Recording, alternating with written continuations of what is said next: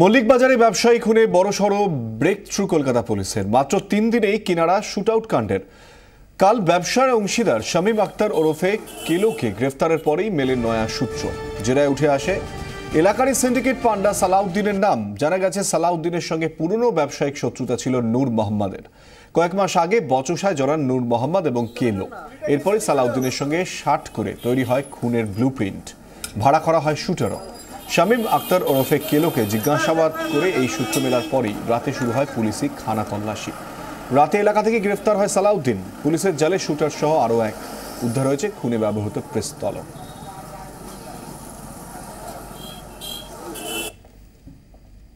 11 তারিখ রাত্রিবেলা 1:10 নাগাদ পার্ক শো হোটেলের সামনে নূর মোহাম্মদ আলিয়াস নূর বলে 55 ইয়ার্সের একটি লোককে একজন গুলি করে চলে যায়। পরে তাকে আশঙ্কাজনক অবস্থায় সিএনএমসি হসপিটালের আইসিসিউতে রাখা হয় এবং পরদিন সকালে তিনি মারা যান। এখনো অবধি আমরা ইনভেস্টিগেশন করে এই কেসে 4 জনকে অ্যারেস্ট করেছি।